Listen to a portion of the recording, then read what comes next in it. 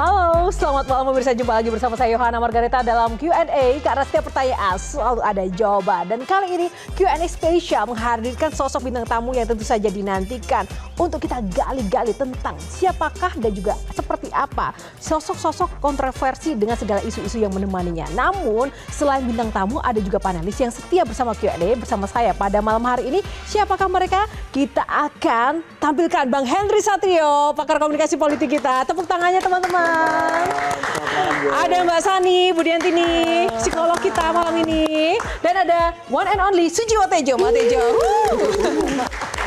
Kenapa kali ini live? Karena spesial sekali ya. Kita ingin membahas sebuah isu yang melibatkan sosok yang ini nggak pernah berhenti dari perhatian publik dan juga sisi-sisi kontroversinya. Nah, sosok ini dia adalah seorang yang menjadi legenda musik Indonesia, tapi akhir-akhir ini juga sering menjadi perhatian dan juga kontroversial. Siapakah dia?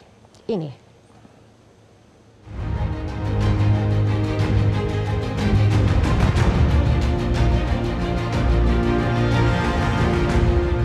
Kedatangan kita di sini ini untuk bagaimana supaya bullying terhadap anak kecil itu, anak di bawah umur itu tidak boleh terjadi lagi gitu. Jadi mudah-mudahan kasus ini bisa membuat netizen itu jera.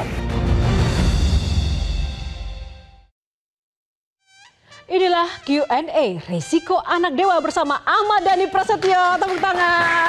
Mas Dhani, selamat datang. Yes. Silakan duduk. Kalau dulu di episode sebelumnya kita yang sowan ya ke rumahnya Mas Dhani, sekarang Mas Dhani ke Q&A. Mas Dhani kok nggak pernah capek sih dulu soal hak cipta. Kemarin juga baru saja heboh dengan pernikahan Al dan juga Alisa yang luar biasa. Sekarang lagi-lagi ada sisi kontroversi melaporkan psikolog ke polisi. Ada apa sih Mas Dhani sebenarnya?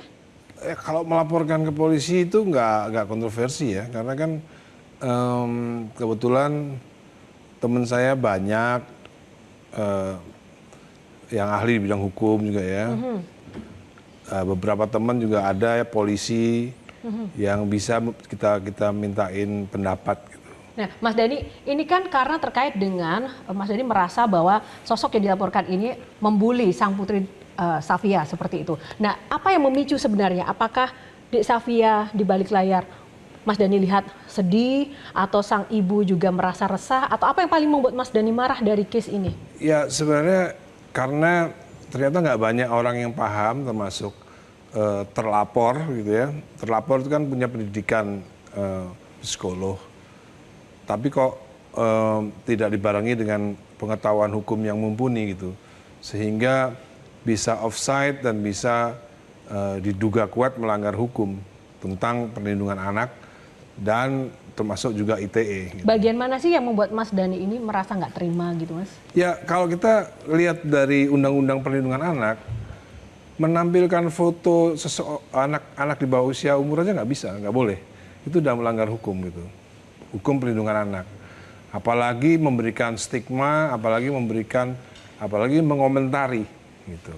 Nah. Itu kalau psikolog itu melihat undang-undangnya itu memang nggak boleh, harus jelas undang-undang perlindungan anak. Mas Dhani sebagai legend public figure Indonesia itu kan putra-putrinya itu memiliki resiko baik dan buruk menjadi seorang seorang Ahmad Dhani, resiko anak dewa dalam tanda kutip, entah itu dewa dalam arti public figure atau para pejabat itu pasti ada resikonya.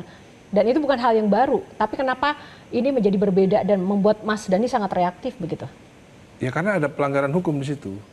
Kalau nggak ada pelanggaran hukum ya nggak apa-apa. Misalnya yang dibully, misalnya Al atau L atau Dul atau misalnya 4 tahun lagi ketika Safia berumur 18 misalnya, itu nggak apa-apa dibully gitu. Di balik layar Dek Safia ada merasakan teror langsung begitu? Ada yang khusus ke DM ke Instagramnya juga ada.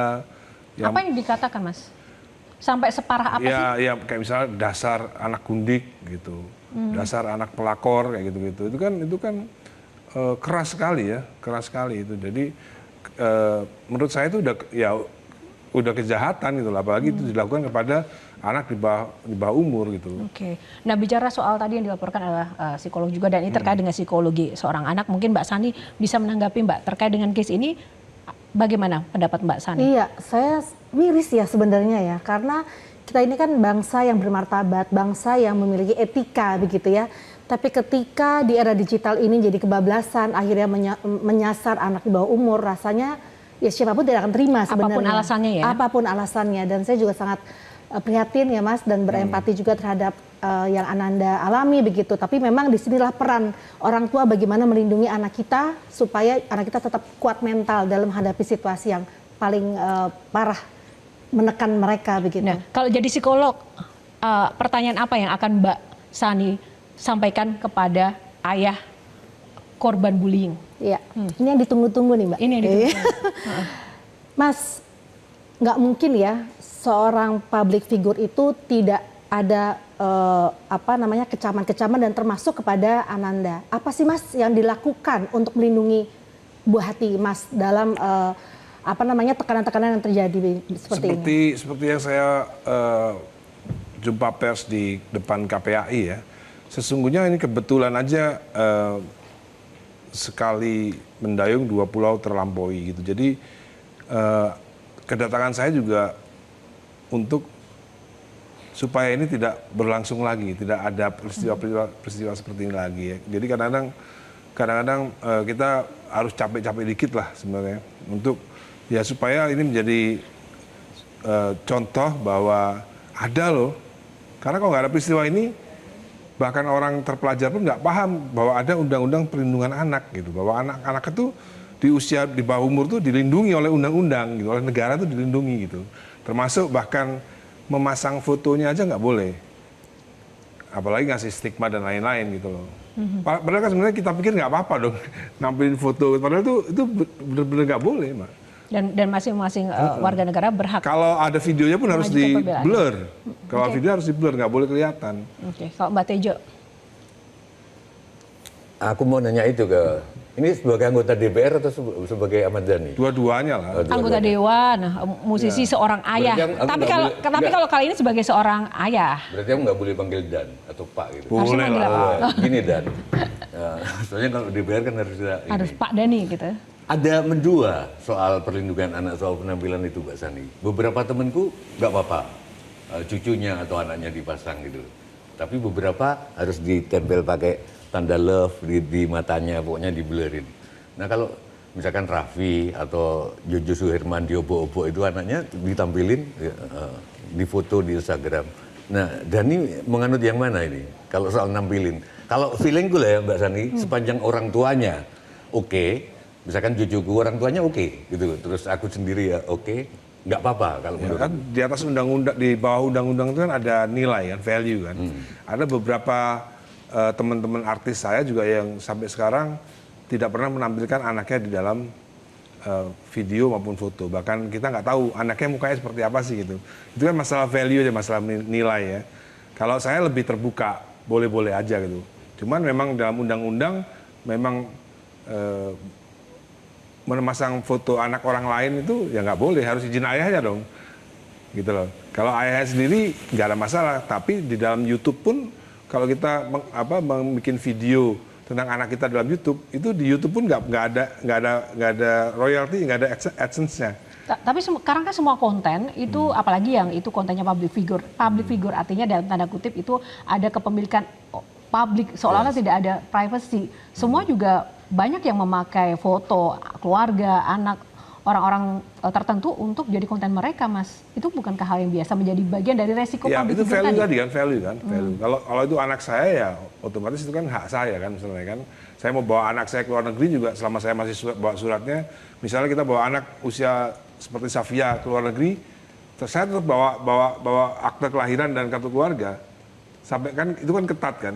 Artinya kepemilikan terhadap anak itu kuat. Jadi kalau anak saya dipakai orang lain untuk kontennya mereka segala macam ya tentunya harus seizin orang tua dulu seharusnya gitu. Terus kalau soal bullying gimana Dan? Aku gini ya sebagai dalang ya, tokoh-tokoh besar di wayang itu justru yang dibully sejak anak-anak. Wisang Geni di bawah umur dicemplung kawacian dari di muka, yang lain-lain. Nah dari bullying itu enggak gimana? Jadi begini Mas Sujiwo Tejo. Jadi dunia kan sudah beda sama dulu ya. Dulu menikah itu kalau di Islam sampai sekarang pun masih syaratnya sudah mens, boleh dinikahin. Tapi kalau sekarang kan nggak boleh, karena ada hukum positif kan. Ya, sekarang kan termasuk Undang-Undang Perlindungan Anak kan hukum positif. Jadi ya yang dulu boleh, ya sekarang bisa nggak boleh. Bahkan saya pernah kaget tahun 2010 tahun yang lalu mungkin, kalau ada seorang suami melarang istrinya bekerja, itu pidana. Jadi banyak hal-hal undang-undang yang sebenarnya harus kita banyak pahami. Berbeda sama dulu. Dulu kan kita kan nggak mungkin ya. Suami kan rasanya kan raja.